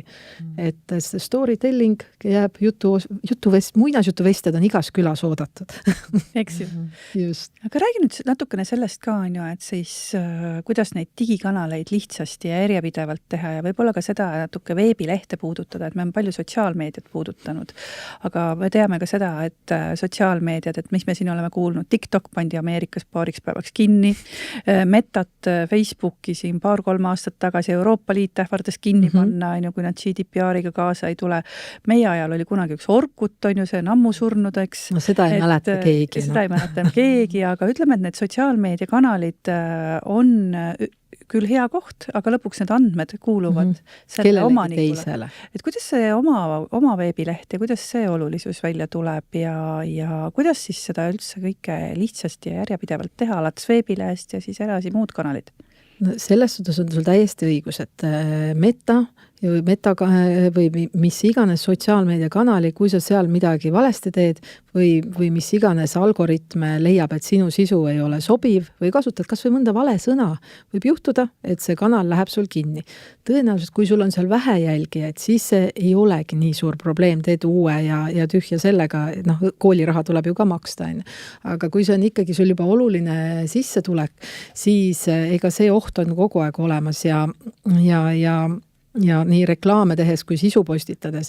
Ja siis on nagu mingil hetkel on see, et võib juhtuda meile, et me ikkagi peame väga palju siis panema rõhku kodulehele ka. Ja kodulehele selles mõttes, et võib-olla on kõige olulisem on see, et me saaksime oma kliendibaasi kasvatada. Ehk siis, et kas me siis me hakkame seal uudiskirja jaoks korjama nii-öelda inimeste e-maili aadresse, mida nad ei taha anda. Te kindlasti räägite selle programmi raames, et kuidas neid paremini korjata, et kuidas teha nii, et nad tahaks anda, et sa pead midagi andma kasulikku talle vastu. Et mis see siis on, et mis see olla võiks, et kas see on mingisugune inimest huvitav asi või mingi selline e-raamat, kus sa juhendad näiteks midagi tegema või annad midagi nii-öelda digitaalselt tasuta, et ta oleks huvitatud sinu veebilehel ennast nii-öelda registreerima või sulle oma e-maili aadressi andma. Sest see e-maili baas on, alguses meil tundub küll, et keegi sinna ju ei registreeri, aga kui me vaikselt hakkame tegema ja kasulikku sisu selle e-kirjadena saadame, siis see on meil ka alles siis, kui näiteks Meta-konto mingil põhjusel kinni läheb või näiteks, nagu sa ütlesid, TikTok täiesti kinni läheb või siis ka, kui mõni sotsiaalmeediakanal välja sureb, nii nagu Orkut, et nii-öelda kunagi, et kui enam ei ole nii populaarne, ühel hetkel Eesti naised otsustavad, et Instagram on jama, lähme hoopis sinna, et siis sa saad need oma kliendid läbi uudiskirjade ja läbi oma kodulehe tagasi. Mida mina olen kasutanud, meil ei ole küll praegu ühtegi aktiivselt, et ma saaks näidata, aga me oleme kasutanud sellist trikki ka, et eriti WordPressi kodulehele, et me oleme pannud, mida meil võib-olla ei ole aega nii-öelda kogu aeg sinna sisu toota, aga oleme sotsiaalmeedias aktiivses, siis me oleme pannud nii-öelda oma Instagram feed'i otse kodulehele, esilehele. Ehk siis see meeldib Google'i algoritmile. kogu aeg midagi uut tuleb. Nii. Ja samas, kui inimene tuleb ka meie kodulehele, siis ta näeb, siin elu käib jälle mingi uus sotsiaalmeedia, ehk siis selline ristliiklus igalt poolt. Ja seda ka, kui siin kodulehte teha, kui ise teha, saab sellega tõenäoliselt ka ise hakkama, et see plugin jälle võib-olla natuke maksab. Suurusjärk aastas oli äkki 50 €, et ta ei ole ka nii palju, aga ta teeb meil selle elu jälle palju lihtsamaks ja automatiseeritud. Me võime kogu aeg, paneme võib-olla Instagrami mõne video, me teame, see läheb automaatselt meie kodulehele ja seal juba inimene võib-olla, kui vaatab, et me teeme lahedat asja, annab meile oma e-maili ja siis saame talle juba kirjutada. Väga hea. Meil on Eenal pandud niimoodi Eena lehele, et #Eena ja #PPW Estoniaga siis, mida naised teevad, sotsiaalmeedias jagavad ja siis see kõik info jookseb kohale ja sa ei pea seda kogu aeg seal uuendama. Sest sul ei ole aega. Sul ei ole aega, see on hästi mõnus selline. No, mina olen ka aru saanud, et just sotsiaalmeedia tahab just seda regulaarsust vist ka saada, et sa pead nagu kogu aeg seal midagi tegema, et ei ole nii, et ma teen ja siis... Piret, räägi sellest regulaarsusest ka natukene ja siis räägime regulaarsusest ja reaalsusest. Täpselt. Algajana, olles mitut sellist väikeettevõtet nii-öelda sotsiaalmeedias alustanud, siis alguses ollakse ju optimistid. Nii. Et nüüd teeme seda kanalit, toda kanalit ja postitame nii palju kordi nädalas ja veel parem iga päev. Üsna pea jõuab kohale realism. Siis, et umbes, ma võin öelda, millal see jõuab, esimese nädala lõpus tuleb see realistlik, et tegelikult me ei jõua iga päev postitada. Ja ma arvan, et kindlasti ei ole vaja. Ja vaja ka.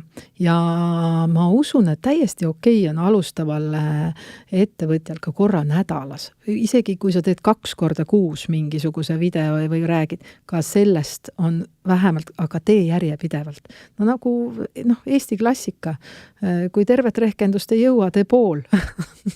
Aga see vastab täiesti tõele, et ärge pange endale või ära pane endale nagu selliseid väga optimistlikke nii-öelda plaane ja eesmärke. Pigem tee 1 kord nädalas või tõesti 1 kord 2 nädala jooksul ja sama kehtib ka kodulehe blogi pidamise puhul ja nende kasulike nõuannete tegemisel. Need võtavad aega, eriti kui sa tahadki näiteks just välja tuua sellist, nagu Kaigi ütles, et kogu see roheline info tuleb ka üle kontrollida, mis sa räägid. Et sa ei saa niisama lihtsalt usaldada ka seda, mida see meie AI ütleb meile, et sa pead kontrollima seda ja see võtab aega. Ja siis pigem tehagi niimoodi, et pane alguses see nii-öelda 4 korda kuus on väga hästi, et see on realistlik.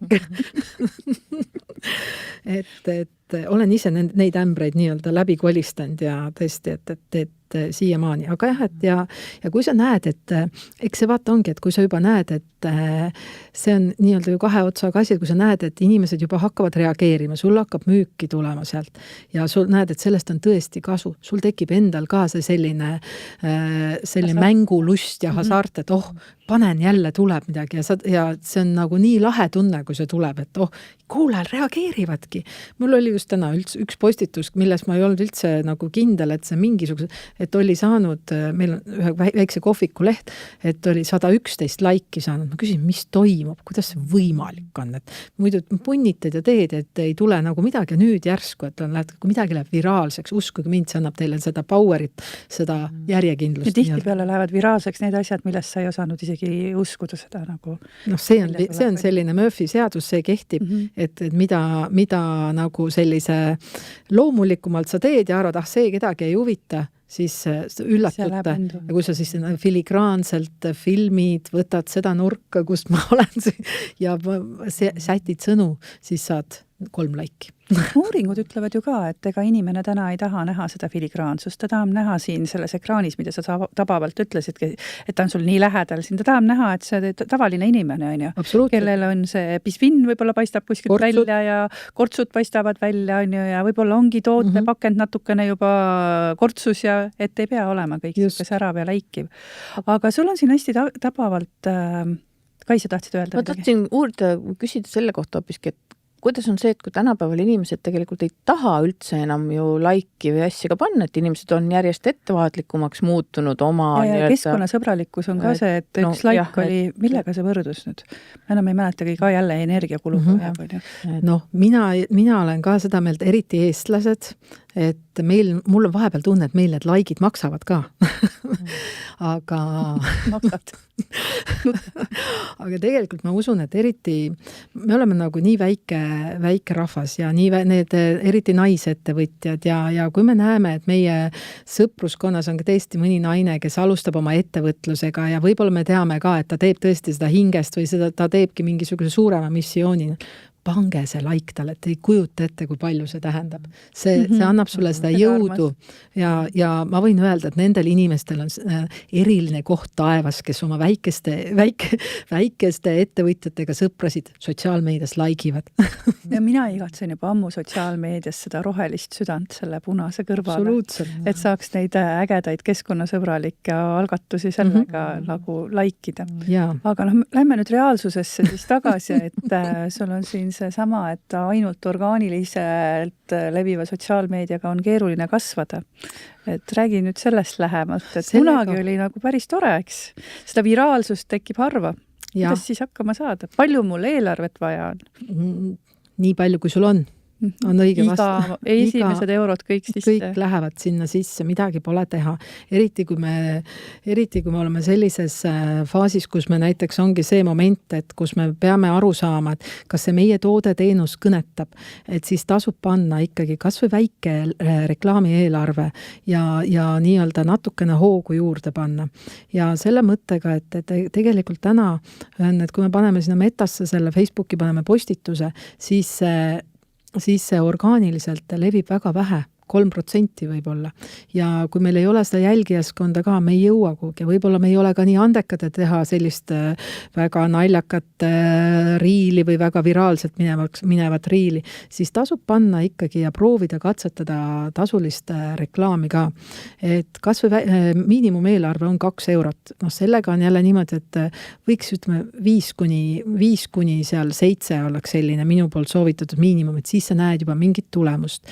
Ja saadki selle pealt siis hinnata, et kas on mõtet selle projektiga edasi töötada, sa saad sealt nii palju nagu nii-öelda õppimiskohti ja näed, et mida siis inimesed sinu postitusega nii-öelda teevad ja kas sul, loomulikult sa pead piksli ka endale enne paika panema kodulehel, et kas nad tulevad sul sellest reklaamist näiteks kodulehel, mis nad teevad sul kodulehel, võib-olla hakkavad ostma, aga võib-olla kui ei hakka ostma, miks nad ei hakka, võib-olla panevad ostukorvi ja siis mõtlevad, ei ikka. No, või et hakkavad broneerima, sa saad juba selle info ja sa saad tegelikult kiiremini kasvada. Et natukene peaks ikkagi, ja ma arvan, et ei ka nagu sellise õppimise koha pealt, et see on selline kiire tee, kui sa natukene paned sinna. Sest ainult orgaaniliselt on tõesti keeruline. Nii et see Facebook Pixel on nüüd järgmine nagu väljend, mida siis tasub guugeldada ja leida või AI-tada, aga guugeldame, see võtab natukene vähem energiat. Et kui ei, siis ei leia, siis lähme AI-sse. Aga pange see endal kirja ja et see oleks oma koduleheküljele külge pandud. Ja ma veel ütleks julgustuseks sellise asja, tõenäoliselt kõik need probleemid, mis teil digikanaleid luues või käima nii-öelda käivitades tekivad, te ei ole esimesed inimesed, kellel need probleemid on. Ja tõenäoliselt on meil samas seal Google'is väga head õpetused, väga head videod, selgitused olemas. Ja kui siis ei aita, siis võtad AI ka veel appi, et siis nii-öelda, aga me teate kõik, et ei ole esimesed inimesed, me ei ole nii eriliste probleemidega, vaid see on täiesti kõik seal samas Google'is olemas ja leitav.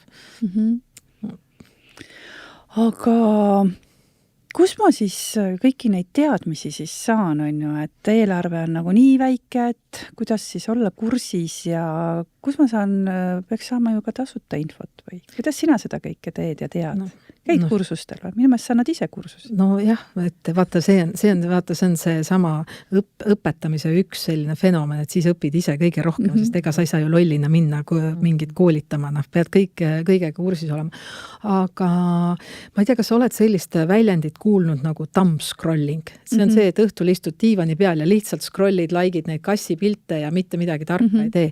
Ma olen selle asendanud sellega, et ma ei dumpscrolli, vaid ma reaalselt, kui ma käin TikTokis, ma õpin sealt. Ma kasutan ja Instagramis samamoodi, et ma vaatangi sellised marketing hacks, triks, ja vaatan, jälgin sellised, kes annavad neid nii-öelda õpetus, kas või seda, et mismoodi ühte riili kokku monteerida, et sellise CapCuti soovitusi või sellise kokkulõikamisi soovitusi ja trikke. Ja palju ma siis seda päevas jõuan teha, heal juhul pool tundi jõuan, aga kui seal on midagi olulist, mingi väga võimas uuendus tulnud, siis ma saan seda, see tuleb info minuni. Teine asi, et nendel tööriistadel, ja sina tõid ka ennem välja näiteks HubSpot marketing blogi, väga hea tasuta vahend lugemiseks ja midagi pole teha, mitut Euroopa sotsiaalmeediakanalit või Euroopa tehisintellekti ettevõtet sa nimetada oskad? Tõenäoliselt mitte ühtegi. Ehk siis, et mina jälgin ka, panin siia 2 sellist välismaist ühe sotsiaalmeedialehe ja teise AI lehe, ja kust ma tellin uudiskirja. See uudiskirja on päriselt tasuta ja need on uudiskirjad, mida ma enda postkastist ära ei kustuta, ma loen neid. Räägin nendest, tulen siia, räägin sulle ka nendest nii-öelda saadud teadmisi. Ehk siis, et see on tegelikult kõik tasuta ja see ei võta selle tarbimine minult aega. Aeg on ka ressurss, väga kallis ressurss. Ja mulle meeldivad ka näiteks seal samas sotsiaalmeedias on erinevad grupid. Eestis on väga tore grupp, on sotsiaalmeedia turundus, et kus sa saad ka küsida, kus sa saad ka võib-olla mingeid selliseid, kas või koostöid teha, et keegi aitab sind, et mingi asi oma lehel korda teha või otsidki sealt oma esimese nii-öelda virtuaalse assistendi, et ka neid tasub jälgida ja võt ei ole olemas rumalat küsimust. Et küsid ära oma küsimuse ja saad edasi, mitte ei siis pusi.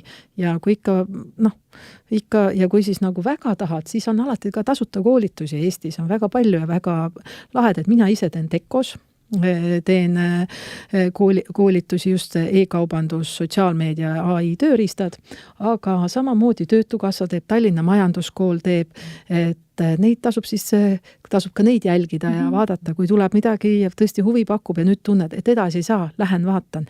Sest seal tekib see, et sa saad teiste turundajatega ja teiste ettevõtjatega ka kokku ja saate nii-öelda edasi areneda siis koos kiiremini. Ja saad kliendi ka lisaks? Jah, kliendi ka, loomulikult. Alati rääkige oma ettevõttest, kui lähete koolitusele, tuleb tehke nii-öelda, te olete oma ettevõtte visiitkaart ja rääkige sellest ja nii palju, kui saab. et sellised need nii-öelda õppimise nipid, et jah, et ma olen nõus, et ega nüüd, kui me olemegi kõik asju, mida me ettevõtjana tegema peame ja millega kursis oleme, see ongi metsikult palju. Ja siis ongi, et ma olen selle kassipiltide vahetamise vahetanud selle vastu, et ma vaatan, mis teised kasulikku teevad. Ja jagan vahel endal ka. Või teen koopia. Teen paremini. Väga hea.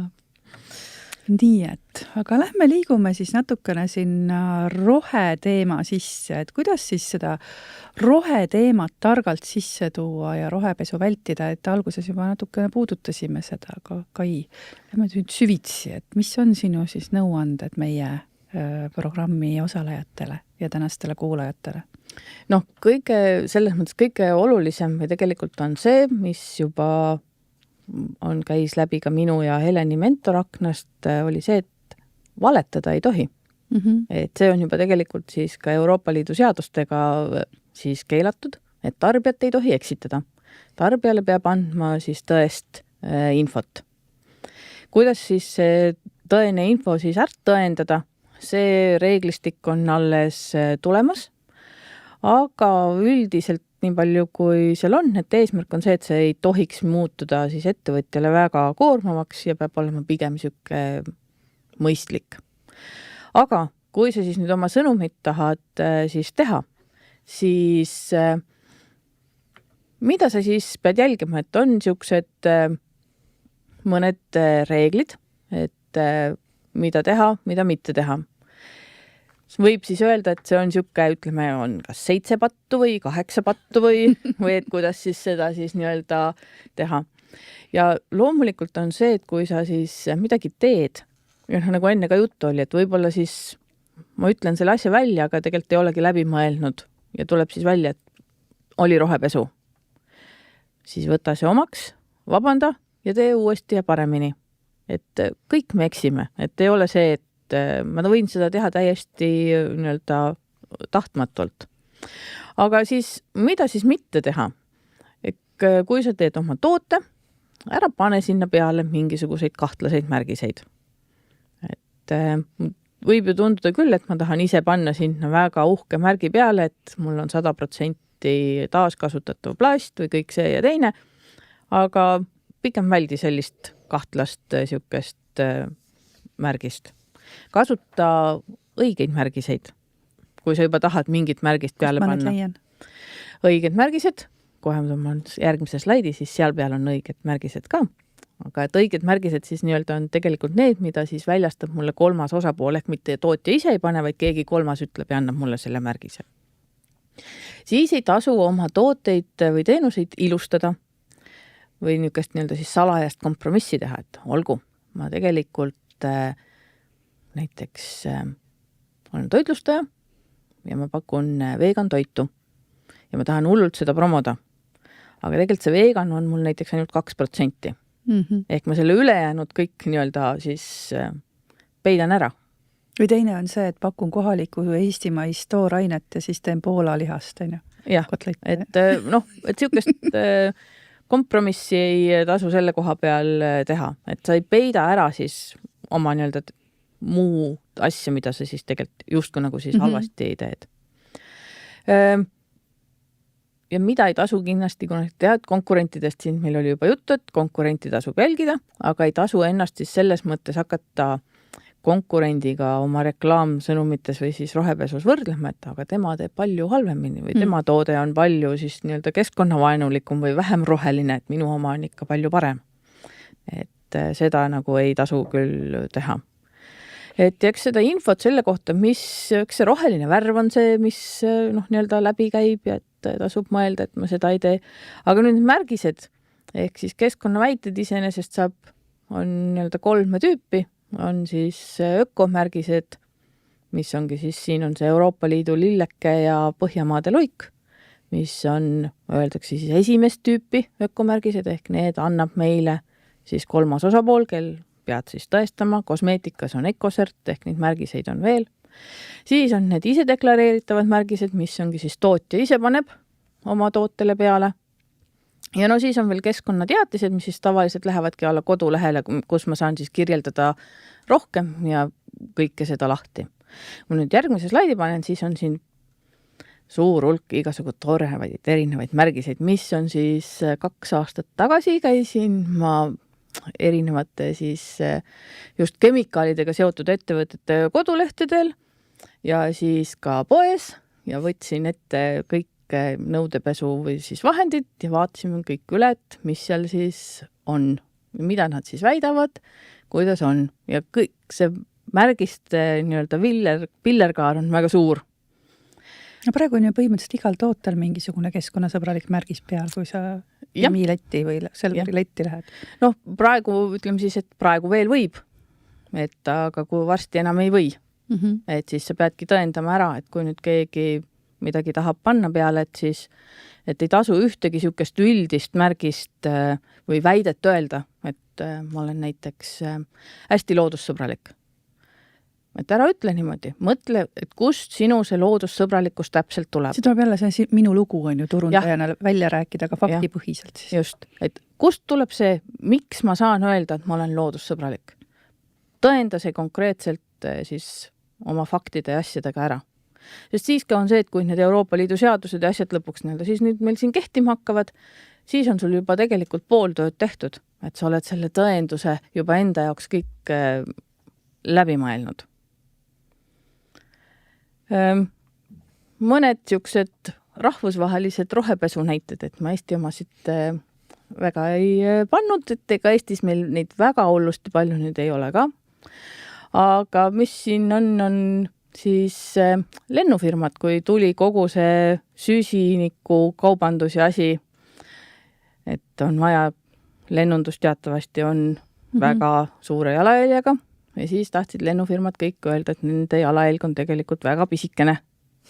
Või nendel on ühe reisija kohta see CO2 väga väikene. Siis kohe hakati väitma igasugu asju.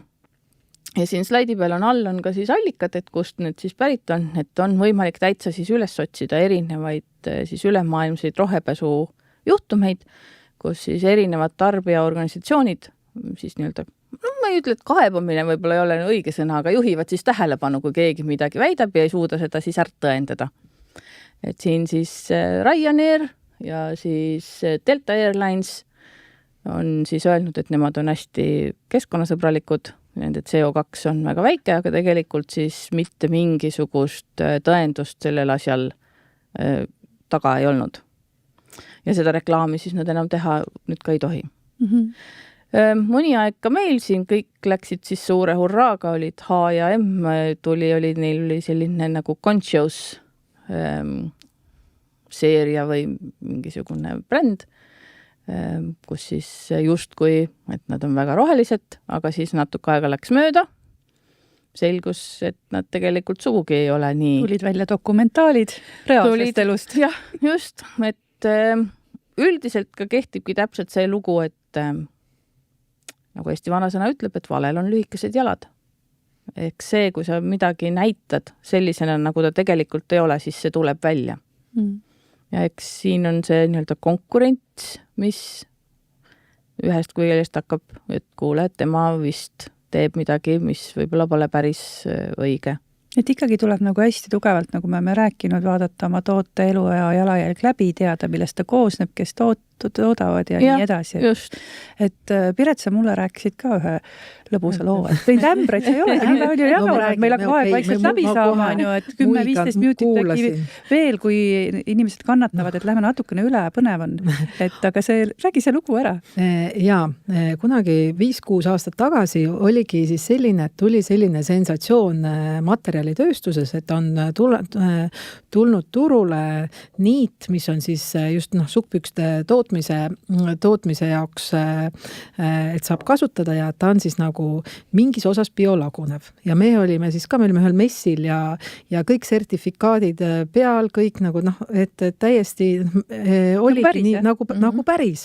Ja me olime nagu täiesti sillas, et no nüüd, et lõpuks ometi on tulnud, sest et ega see sukkpükste biolagunevus ja see on nagu ikkagi väga suur selline keskkonna teema ka.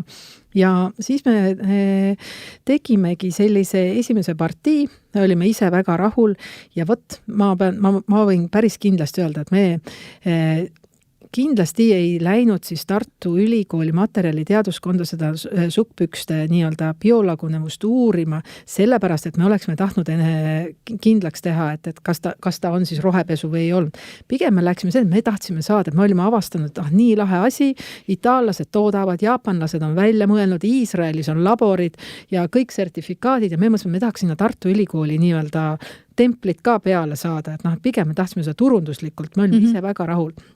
Ja tegimegi Tartu Ülikooli ja EAS oli tollel ajal, tegime siis selle innovatsiooni osaku raames, tegime siis uuringu, et just, et kui palju siis sukkpüksid siis selle uue niidiga siis biolagunevad.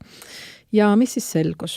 Ja selguski kurb tõsiasi, et tegelikkuses ei lagune mitte midagi. Ja kuidas need sertifikaadid siis tõele vastasid, olid siis see, et algselt olid sellele niidile juurde pandud molekulid, mis tõepoolest nii-öelda siis biolagunemisel lagunesid, aga ja sertifikaadi said nad sellepärast, et tõepoolest grammides läks ju nii-öelda mass läks väiksemaks. Aga päriselt see nailon ei lagunenud sealt mitte kuhugi. See oli nagu täiesti meie jaoks selline ämber. Piinlik oli. Esiteks on ja. Palju te sisse ostsite nüüd? Ikka ostsime. No võt. Aga see on ka näide sellest, et me ei teinud seda pahatahtlikult. Ja reaalselt ka me olime nagu uskusime ja me ei olnud nagu varasemalt kokku puutunud sellega. Ja sellest ma just sulle siin ja Kaile ka ennem ütlesin, et kui sellised olukorrad tulevad, et sellisest teadmatusest nii-öelda endale, et siis ei maksa ka nii-öelda väga ise nii-öelda endale seda tuhka pähe raputada ja üldse kõike nurka visata, vaid et see on ka koht, millega tuleb lihtsalt arvestada. Ja nüüd me oleme palju targemad selle koha pealt ja nagu sa ütlesid, et kontrollime mingeid asju järgi, mida meile öeldakse, aga teeme ka ise võib-olla selliseid väiksemaid samme, kaasa arvatud seda, et pigem teeme seda, et me pakime nii-öelda taaskasutame, kas või e-poe pakkimisel, taaskasutame juba neid pakendeid, millega meile kaup on tulnud, kasutame neid sokisilte topelt, et need on need asjad, mida me saame ise kontrollida, et me ei pea nagu nii-öelda, teeme pigem neid väikseid samme, et ma arvan, et see on lihtsalt oluline teada, aga jah, nende sukkpükstega me läksime ämbrisse, et need ei biolagune mitte 1 gramm. Aga siin ongi see, et seesama, et nagu juhtub, et siis tuleb ka seda nii-öelda ausalt kommunikeerida või ausalt välja öelda. Ja see on jälle omaette lugu, mida sa räägid, on ju, ja sina praegu räägid, meid kuulab veel on ju 50 inimest, järelkuulamine tuleb ka veel ja see lugu levib, et see ei olnud pahatahtlik. Ja nüüdseks muideks AI-st kõige kasulikum asi, mis AI meil see sajand üldse teinud on projekt nimega AlphaFold 2, mis siis tegelikult võib tuua, mis on samaväärse mõõtmega nagu eelmisel sajandil võib-olla oli siis penitsiliini või insuliini avastamine ja seal on see, et see on proteiinide moodustumisest, siis see on väga keeruline ja väga pikk jutt, aga väga põnev ja seal on nagu lootus see, et see võimaldab meil siis lõpuks leida ka näiteks sellise materjali teaduses, et kuidas me saame selle nailoni ja plastiku biolagunema. Lõpuks ometi, et see on üks nii-öelda esimene samm on tehtud, et AI ei ole ainult paha. Ei, muidugi ei ole. See on kõige kasulikum asi, et see on väga põnev. Et sellel teemal me võime teha tulevikus järgmise webinaari ja koos teie kahega, et meil on plastid asjatundja ja teise poole pealt on ju AI huviline ja laua taga, et siis lähme sellega edasi. Aga meil hakkab nüüd aeg otsa saama, et oleks siis aeg liikuda sinna, et Piret, et me oleme nüüd täna palju rääkinud erinevaid asju, et mis asi siis see esimene samm nüüd on meil osalejatel, et kus ma nüüd liikuma hakkan? Et hakka pihta, hakka tegema. Ja et kui sa kardad kaamerat, võtad see täna õhtul see ja räägi endast sinna, harjuta. Ja kui sa juba oled nagu selline, kes juba postitab ka, et siis võib-olla või ei ole, et seda järjepidevust leidnud, et siis ma panin siia sellise, et enne iga postitus lihtsalt küsi endale, et kellele ja miks sa seda teed. Et siis sa leiad sellel ka igale postitusele, lisaks sellele oma loole, sa siis saad aru, mis võtmes sa seda räägid ja räägi ühele inimesele just selle mõttega, et nagu ma räägiks, ma teen alati enda mingit videot või riilid on sellised, et seda loeb ainult üks inimene. Ja mõtle läbi, et kellele see on mõeldud, miks see inimene peaks sellest hoolima, miks see peaks talle korda minema, eriti kui nendest roheteemadest rääkima, siis miks see peaks sellele inimesele korda. Võib-olla räägigi seda nii-öelda selles võtmes, et miks see on oluline, et sa tahad ju, et sinu lapsed elaksid samasuguses ilusas Eestis, ja siis see märksõnade keel, et see on selline, aga kõige lihtsam, ma panin see 1, 2, 3, et täitsa lõppu, et vali üks kanal, vali üks sõnum ja pole vaja perfektsust, on vaja pigem järjepidevust ja see, et esimesed asjad tuksi lähevad, on täiesti okei. Esimene samm ei pea olema täiuslik, see on samamoodi selles rohemõtlemise üleminemises on ka, et vaja on seda head tahet ja alustada ja need teadmised tulevad nii-öelda töö käigus. Aitäh sulle. Et ennem kui ma Kai sinult lõppsõna küsin, ütlen ma siis kõikidele osalejatele, et järgmine nädal samal ajal oleme me jõudnud poole peale oma töötoaga. Ja esmaspäeval saadan ma teile kirja, et mis sisaldab töölehti ja mis on siis vaja ette valmistada, et mis siis peaks kaasas olema. Ja ma palun juba praegu, et meenutage siis seda sama oma lugu, seda miks, mida, kuidas ja kellele, nagu Piret siin viimastel slaididel mainis, veebruarikuu töötoast. Te olete paljud teinud oma visioonitahvli või vähemalt siis, kui te ei ole seda meile kõigile näidanud, siis tõenäoliselt teie enda meeltes on see ärivisioon olemas.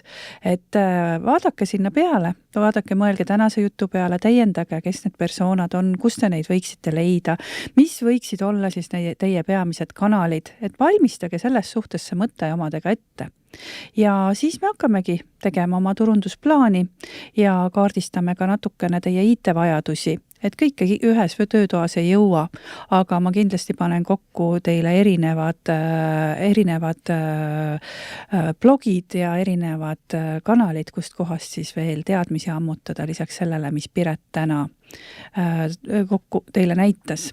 Ja me töötame järgmine kord samamoodi natukene aega iseseisvalt, siis väikestes gruppides, meie mentorid on teiega erinevates gruppides kaasas, te saate jagada ideid ja te saate endale sellise selge tegevusplaani põhja, et ootust, et see nüüd kõik kohe valmis saab, ei maksa teha, et see on selline suurem töö, aga suur suvi ootab ees, et seda saab siis vahepeal teha. Nii et ja peale järgmist töötuba olen ka mina siis kuni 22. juunini teie digikanalite mentorina olemas, et saate siis veel lisaks juurde küsida ja minuga oma plaane jagada. Nii et jääge siis ootama seda töölehtede e-maili esmaspäeval. Aga Kai, mida sina veel siis täna kaasa annaksid, et meie osalejatele? Ma kinnitaks seda, mis Piret ütles, et hakka pihta, aga mõtle läbi ka oma sõnum just selle keskkonna poole pealt. Et kuna me kõik oleme ju siin sellega, et me tahame mingisugust keskkonnasõbralikku või siis rohelisemat asja teha, et siis iga pisikene samm seal tegelikult mängib rolli. Et kuigi tundub, et mis me siin pisikeses Eestis nüüd siin teeme, maailm on nii suur ja igal pool on kõik justkui nagu kehvasti, siis tegelikult on see, et iga pisikene asi loeb. Ja lõpuks nendest pisikestest asjadest saab suur asi. Iga okas loeb. Iga okas loeb. Siilakas, eks ole. Et väga vahva. Suur tänu teile, et täna stuudiosse tulemast, et õnneks oli külm jahe kevadõhtu, et ei ole sellest ka kahju, et õues ei saanud olla. Et palju häid teadmisi. Piret, oli väga suur rõõm. Loodan, et kohtume meie programmi raames ja roheettevõtluse raames veelgi. Kai mentorina ikka jälle taas kõik kohtuvad suga järgmistel kordadel. Tänan ka EBS-i stuudiot ja meie tehnilist tuge siin, et natukene läksime üle, pole midagi. Vaatan praegu küsimuste lehte. Kas on kellelgi nüüd praegu Piretile või Kaile küsimusi või me saame öelda ilusat õhtut? Väike hetk. Paistab, et ei ole. Et Riina on pannud siin ka tagasiside vormi üles, et palun siis andke tagasiside, et kuidas te meiega rahule jäite ja millest te veel kuulda soovite. Et suur tänu, ilusat õhtut ja lõpetan klassikaliste lausega, roheliselt on võimalik.